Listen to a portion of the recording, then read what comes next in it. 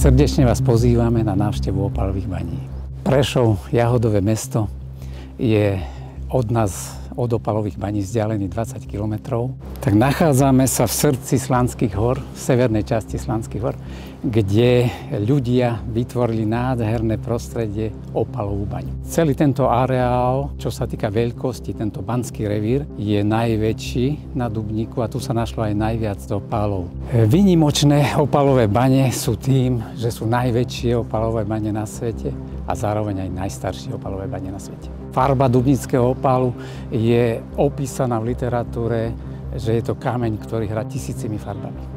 Súčasťou tohto areálu je aj naša budova, kde si návštevníci môžu posedieť, popozerať filmy a takisto sa občerstviť. Máme veľmi dobrú kávičku. Táto miestnosť je súčasťou našej nádhernej budovy, kde dokážeme urobiť programy pre väčšie skupiny, edukačné programy pre deti, potom nejaké prednášky, dokážeme púšťať filmy.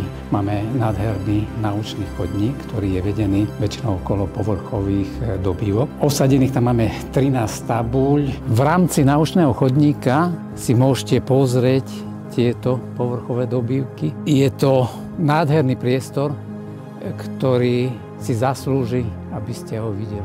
Ťažba vo veľkých povrchových dobývkach začala pravdepodobne ešte pred našim letopočtom. Jedna z najkrajších tabuľ na naučnom chodníku zobrazuje Izabelin náhrdelník, najstarší dochovaný šper s opálom. Po skončení ťažby v roku 1922 odišli baníci, prišli netopier. V roku 1964 toto miesto bolo vyhlásené za chránený areál Dubníckej bane. Turisti, ktorí k nám zavítajú, tak si môžu pozrieť okruh vo štvorni Jozef, kde strávia zhruba hodinu. Máme tam viacero zastávok so sprievodcom, s pekným výkladom, môžu si popozerať. Môže prísť každý, obmedzenie vekové neexistuje. Potom veľmi obľúbenou a takou zaujímavou prehliadkou je hľadanie opalov pre deti. A potom máme takú 4-hodinovku, kde sa podľa tých ľudí, akí sú zdatní, prejde do tých 12 km.